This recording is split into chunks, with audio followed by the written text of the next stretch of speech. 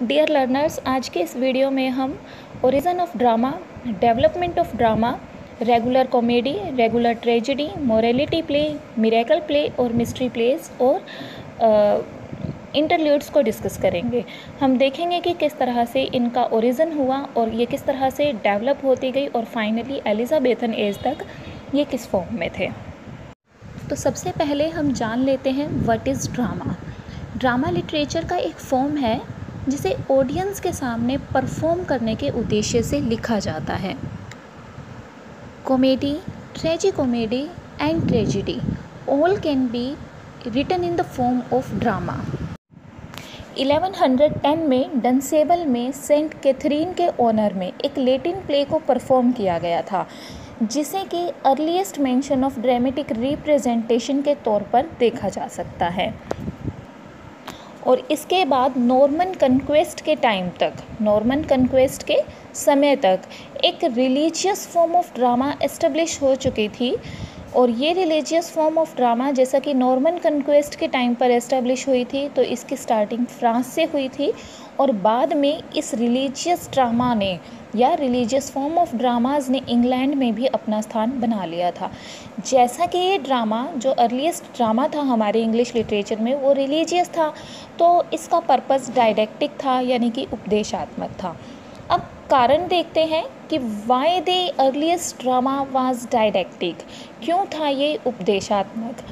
Because जो writers थे इन religious writers के वो एक्लेस्टिकल राइटर्स थे, यानी कि क्लेरिकल राइटर्स थे। चर्च से संबंधित जो फादर्स थे या चर्च से संबंधित जो पीपल थे वही राइटर्स थे।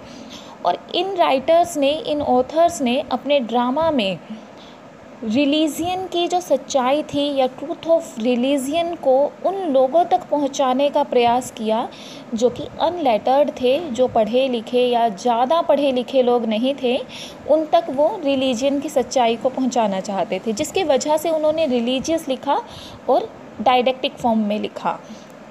अब जैसा कि ये रिलीजियस ड्रामा था तो ये चर्च से स्टार्ट हुआ और चर्च के कंट्रोल से ही स्टार्ट हुआ, पूरी तरह से चर्च के कंट्रोल में होती थी जितनी भी परफॉर्मेंसेस थी।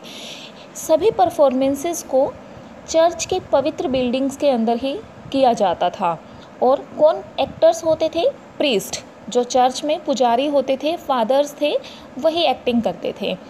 और इन प्लेस के अंदर लैटिन लैंग्वेज को यूज़ किया जाता था। इन रिलीजियस प्लेस को मिस्ट्री प्लेस या मिरेकल प्लेस का नाम दिया गया। अब मिस्ट्री प्लेस और मिरेकल प्लेस में एक डिफरेंस था।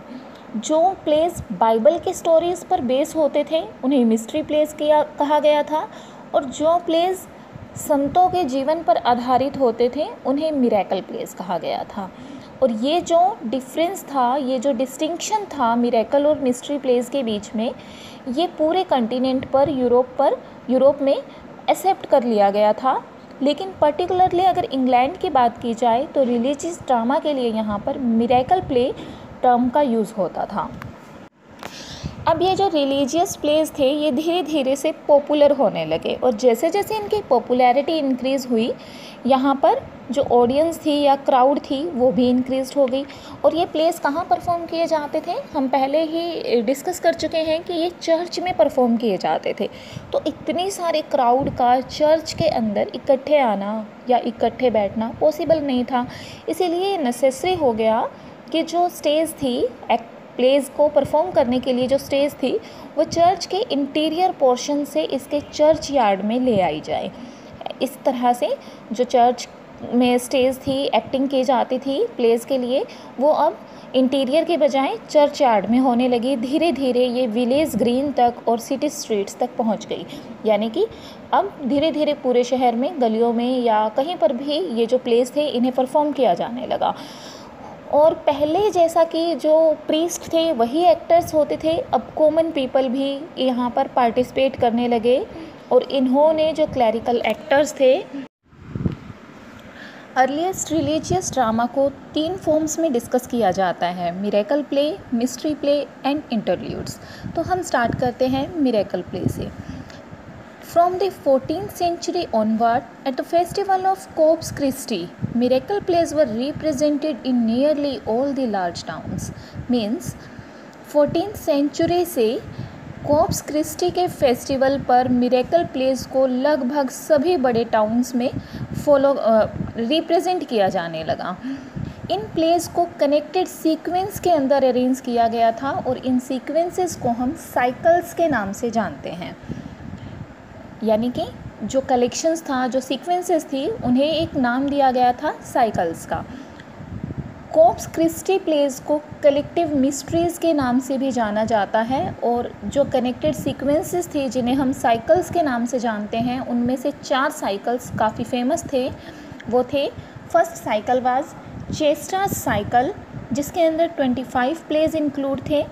सेकंड कवेंट्री साइकिल, जिसमें 42 प्लेस इंक्लूड थे। Wakefield cycle 31 plays and York cycle में 48 प्लेस इंक्लूडेड थे।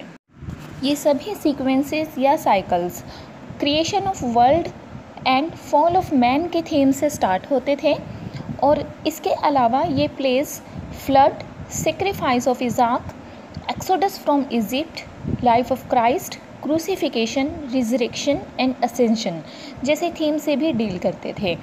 जैसा कि ये प्लेस वर्ल्ड के क्रिएशन से स्टार्ट होते थे, इनका एंड होता था लास्ट जजमेंट से, यानी कि last judgment held upon the human being से इनका जो एंड था वो होता था सभी मिरेकल प्लेस का। तो इस तरह से ये था इंट्रोडक्शन टू मिरेकल प्लेस। अब हम स्टार्ट करते हैं मोरालिटी प्लेस को। मोरालिटी प्लेस भी मिरेकल प्लेस की तरह से ही डायडेक्टिक फॉर्म में थे। हाँ, मिरेकल प्लेस को डायडेक्टिक फॉर्म में लिखा जाता था और जो करेक्टर्स होते थे उन्हें वो करेक्टर्स सेक्रेड लाइफ से रिलेटेड होते थे, संतों की लाइफ से रिलेटेड होते थे। इसके अलावा मिरेकल प्लेस जो थे उनके अंदर प्रेस्क्राइब लाइंस को फॉलो किया जाता था। लेकिन मोरालिटी प्लेस डायडेक्टिक थे फॉर्म में, लेकिन इसमें जो करेक्टर्स थे वो इमेजिनेशंस पर या हम कहेंगे एलेग्रिकल फॉर्म्स के करेक्टर होते थे। पर्सोनिफिकेशंस का यूज़ किया जाता था, जैसे कि एवरीमैन मतलब कॉमन ह्यूमन बीइंग को शो करने के लिए एक करेक्टर एवरीमैन का यूज़ किया जाता था। 7 डेडली सिंस को दिखाया गया था इन प्लेस में। कौन से प्लेस में? मोरालिटी प्लेस में। मोरालिटी प्ले में 7 डेडली सिंस को दिखाया गया था। 7 डेडली सिंस 7 बुराइयां हैं, 7 हम कहेंगे कि बुरे वाइसेस हैं जो ह्यूमन लाइफ को इन्फ्लुएंस करते हैं, एडवर्सली इन्फ्लुएंस करते हैं। इन 7 डेडली सिंस के अंदर ग्लटनी यानी कि असंतोष, लस्ट यानी कि लत, ग्रीड लालच, एनवी यानी कि जलन, स्लोथ ईर्ष्या, रैथ गुस्सा, प्राइड घमंड, इन सभी को 7 डेडली सिंस के तौर पर दिखाया जाता है मोरालिटी प्लेस के अंदर। इन्हें कभी कभी इकट्ठा किसी प्ले में और किसी प्ले में अलग अलग भी शो किया जाता था, लेकिन मोरालिटी प्लेस के अंदर इन्हें करेक्टर के फॉर्म में दिखाया जाता था। और क्रिस्टोफर मार्लो के डॉक्टर फॉस्टस में भी 7 डेडली सिन के अपीयरेंस को देखा जा सकता है। इसके अलावा साइंस, परजर्वेंस और फ्री विल जैसे विर्च्यूज़ या वाइसेस को भी करेक्टर्स के फॉर्म में शो किया गया है। यानी कि कहा जा सकता है मोरालिटी प्लेस के अंदर विर्च्यूज़ और वाइसेस को ह्यूमन फॉर्म्स में या फिर पर्सोनिफिकेशन फॉर्म में शो किया गया है। Everyman is the finest example of earliest morality play. अब इसके बाद हम बात करते हैं इंटरल्यूड्स की। इंटरल्यूड्स क्या होता है? Interludes are modified form of morality plays. ऐसा जनरली माना जाता है कि इंटरल्यूड मोरालिटी प्लेस का ही मॉडिफाइड फॉर्म है, बट अगर उन्हें मिनटली डिस्कस किया जाए तो they are the short dramatic piece of satire. ये स्टायरिक फॉर्म में लिखी जाती हैं और शॉर्ट ड्रामेटिक पीसेस होती हैं। ये मोरालिटी प्लेस से बहुत कम सीरियस होती हैं और ये जो फॉर्म थी यानी इंटरल्यूड्स की जो फॉर्म थी ये अर्ली 16th सेंचुरी में ग्रू अप हुई। जॉन हेवुड नाम के राइटर को, जॉन हेवुड 1497 से 1580 तक के लाइफ स्पैन से बिलोंग करते हैं और ये हेनरी 8 के दरबार में एक म्यूजिशियन हुआ करते थे, या हेनरी VIII के एक एंटरटेनर थे, ये हम कह सकते हैं। तो जॉन हेवुड के नाम को इंटरल्यूड से जोड़ा जाता है। और जॉन हेवुड का प्ले जिसका नाम है 4P एक डायलॉग के फॉर्म में लिखा गया है। और 4P कौन है, यहाँ पर 4 कैरेक्टर शो किए गए हैं जिनके चारों के नाम P से स्टार्ट होते हैं, यानी कि a palmer, next character pardoner, next pothecary and pedlar. इन चारों के बीच में एक डायलॉग स्टार्ट होता है और फिर ये चारों रेसी स्टोरीज़ को एक्सचेंज करते हैं, जो कि एक इंटरल्यूड के फॉर्म में लिखी गई है। और फाइनली ये जो 4 कैरेक्टर्स हैं इस प्ले के अंदर, ये एक कंपटीशन स्टार्ट कर देते हैं। और इस कंपटीशन में पूछा जाता है, या कंपटीशन जिस थीम पर बेस है कि चारों में से कौन सबसे बड़ा झूठ बोल सकता है। तो ये जो थीम थी ये रियली एक अम्यूजिंग या एंटरटेनिंग थीम थी, और ये बहुत ही अम्यूजिंग स्पेसिमेन था अपने टाइप के राइटिंग्स का। इंटरल्यूड्स को स्कॉलिस्टिक पर्पस से भी लिखा जाता है। हम पहले रीड कर चुके हैं कि इंटरल्यूड्स को स्टायरिक फॉर्म में या स्टायरिक पर्पस से लिखा जाता है, एंटरटेनमेंट के पर्पस से लिखा जाता है, तो इन्हें स्कॉलिस्टिक पर्पस से भी लिखा जाता है। जैसा कि अगर हम एग्जाम्पल लें स्कॉलिस्टिक पर्पस से लिखी गई एक इंटरल्यूड का, तो उसका नाम है इंटरल्यूड ऑफ 4 एलिमेंट्स। इसके अलावा regular comedy and tragedy also established during this time period and. तो अब हम स्टार्ट करते हैं इंग्लिश लिटरेचर में रेगुलर कॉमेडी और रेगुलर ट्रेजेडी की बिगनिंग को। इंग्लिश लिटरेचर में बहुत सारे एक्सपेरिमेंट हुए राइटिंग में, और ये जो एक्सपेरिमेंट्स थे जो इंग्लिश लिटरेचर की राइटिंग में हुए, वो लिटरेचर के लिए एक बहुत ही महत्वपूर्ण इम्पोर्टेंस रखते हैं, क्योंकि इन एक्सपेरिमेंट्स ने जीनियस इंग्लिश ड्रामेटिस्ट्स के लिए एक प्राइमरी एजुकेशन का काम किया, उन्हें ट्रेन करने का काम किया। इस तरह से हम कह सकते हैं कि ये जो अर्ली एक्सपेरिमेंट्स थे इंग्लिश लिटरेचर के राइटिंग में, इन्होंने रेगुलर ड्रामा की प्रिपरेशन के लिए बहुत ही ज़्यादा काम किया या बहुत ही ज़्यादा योगदान दिया। अब सबसे पहले हम स्टार्ट करते हैं रेगुलर कॉमेडी से। कॉमेडीज़ की अगर हिस्ट्री को पढ़ा जाए तो स्टार्टिंग में इंग्लैंड में प्लूटस और टेरेंस की जो कॉमेडीज़ थी और सेनेका की ट्रेजेडीज़ थी, इन्हें ही यूनिवर्सिटीज़ में परफॉर्म किया गया या स्पेशल ओकेजन्स पर दूसरी जगहों पर भी इन्हें परफॉर्म किया जाता था। फिर धीरे धीरे इस लेटिन फॉर्म ने, ये जो प्लूटस और टेरेंस की कॉमेडीज़ थी ये रोमन बेस्ड थी और सेनेकन ट्रेजेडीज़ इटालियन बेस्ड थी। तो इस तरह से ये जो लेटिन फॉर्म थी इन्हें लेटिन लैंग्वेज में लिखा जाता था या परफॉर्म किया जाता था, और धीरे धीरे इस लेटिन फॉर्म ने इंग्लिश में चेंज कर दिया गया इस लेटिन फॉर्म को।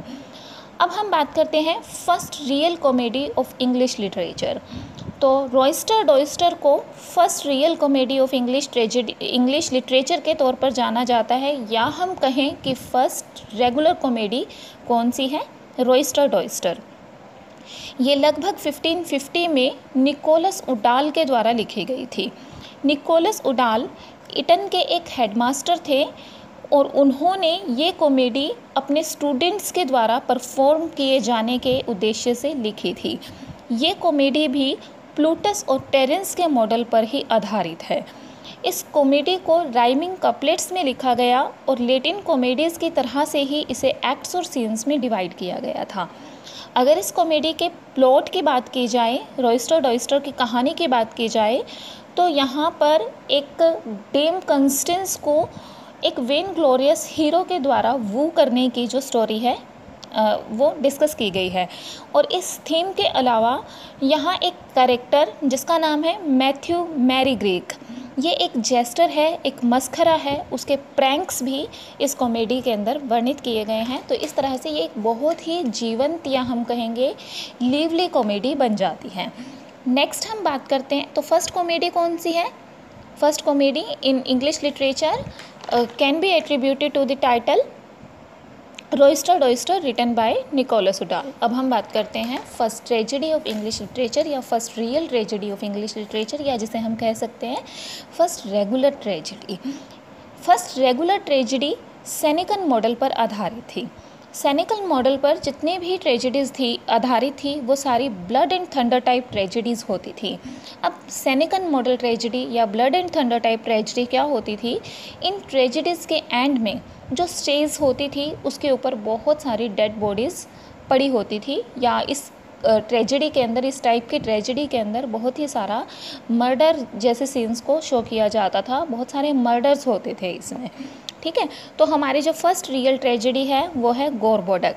गोरबोडक को एक और टाइटल के नाम से जाना जाता है, ये टाइटल है फेरेक्स एंड पोरेक्स।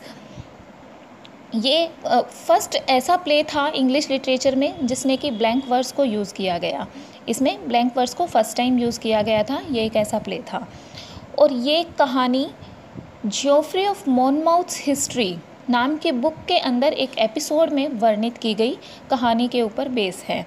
गोरबोडक को थॉमस नॉर्टन और थॉमस सेक्वाइल ने 1561 में लिखा और इसे फर्स्ट टाइम 1562 में परफॉर्म किया गया था। कब परफॉर्म किया गया था इसे? क्रिसमस फेस्टिविटीज़ को सेलिब्रेट करने के लिए इसे परफॉर्म किया गया था। जैसा कि ये एक ट्रेजेडी थी तो इस ट्रेजेडी का प्लॉट भी बहुत ही ट्रेजिक है। ये कहानी है एक किंग गोरबोडक की और उसके दो बेटों की कहानी है। ये गोरबोडक के जो दो सन्स हैं उनका नाम है पोरेक्स एंड फेरेक्स। पोरेक्स यंगर सन है एंड फेरेक्स एल्डर सन है। इनकी मदर यानी कि क्वीन का नाम है विडेना। अब गोरबोडक क्या करता है? गोरबोडक अपनी किंगडम को, अपने राज्य को अपने दोनों सन्स के बीच में डिवाइड करता है। और ये जो डिवीज़न है किंगडम का, ये किंग लियर के अंदर भी वर्णित किया गया है। King Lear is a play written by William Shakespeare that is also a tragedy. तो किंग लियर में भी वो किस तरह से अपनी तीनों डॉटर्स के बीच में अपनी किंगडम को डिवाइड करता है। तो जब हम किंग लियर को रीड करते हैं तो हमारा माइंड कहाँ जाता है? गोरबोडक पर जाता है। तो इस तरह से कहा जा सकता है कि किंग लियर का जो डिवाइडेशन ऑफ किंगडम है वो एक्ट गोरबोडक पर हम कह सकते हैं कि कहीं ना कहीं बेस है। तो जब किंगडम को दोनों बेटों के बीच में, फेरेक्स और पोरेक्स के बीच में डिवाइड किया जाता है गोरबोडक में, तो क्या होता है? दोनों के बीच में एक क्वारल स्टार्ट हो जाती है, लड़ाई स्टार्ट हो जाती है। और पोरेक्स जो कि यंगर हैं वो अपने ब्रदर फेरेक्स को मर्डर कर देता है। और फेरेक्स जिसको कि मार दिया गया है वो क्वीन का फेवरेट था। क्वीन कौन थी? विडेना। अब क्वीन का फेवरेट जो सन है वो मारा जा चुका है, इसलिए वो रिवेंज लेती है अपने दूसरे बेटे से और उसे भी मार देती है। लोग भड़क जाते हैं, जो आम जनता है, पीपल है, वो भड़क जाते हैं और किंग और क्वीन दोनों को मार देते हैं। अब जब जो ये रिबेलियस पीपल थे ये किंग और क्वीन को मार देते हैं तो नोबल्स किंग और क्वीन के फेवर में आते हैं और रिबल्स को मारना स्टार्ट कर देते हैं। अब नोबल्स और रिबल्स के बीच में एक फ़ाइट स्टार्ट हो जाती है और दोनों एक दूसरे को मारना स्टार्ट कर देते हैं सभी। तो इस तरह से यहाँ पर एक बहुत ही बड़ा मर्डरस सीन या बहुत ही बड़ा वॉर सीन क्रिएट हो जाता है और फाइनली जो कंट्री है वो एनार्की के हाथों में चली जाती है। वहाँ अराजकतावाद हम कह सकते हैं फैल जाता है। कहानी के एंड में रिबेल्स, नोबल और स्कॉटिश इन्वेडर्स अपीयर होते हैं और वो सारे के सारे सक्सेशन के राइट पर यानी उत्तराधिकार के मसले पर एक दूसरे से लड़ना शुरू कर देते हैं और इसी तरह से जो कहानी है वो एंड हो जाती है। कर्टेन नीचे गिर जाता है, ड्रामा यहीं पर ये समाप्त हो जाता है। तो ये हमने रीड किया आज के लेक्चर में। ओरिजिन ऑफ ड्रामा को, ओरिजिन ऑफ ड्रामा के तहत हमने रीड किया मोरालिटी प्लेस को, मिरेकल प्लेस, इंटरल्यूड्स को, फर्स्ट कॉमेडी को डिस्कस किया गया इस लेक्चर में एंड फर्स्ट ट्रेजेडी को डिस्कस किया गया और कोशिश की गई कि आप सभी को ये बहुत ही अच्छे से क्लियर हो जाए। और नेक्स्ट लेक्चर में हम इन सभी टॉपिक से जो आज हमने इस लेक्चर में डिस्कस किए हैं उन टॉपिक से जितने भी क्वेश्चंस पहले यूजीसी नेट एग्ज़ाम्स में आ चुके हैं उन सभी को हम डिस्कस करेंगे नेक्स्ट लेक्चर में।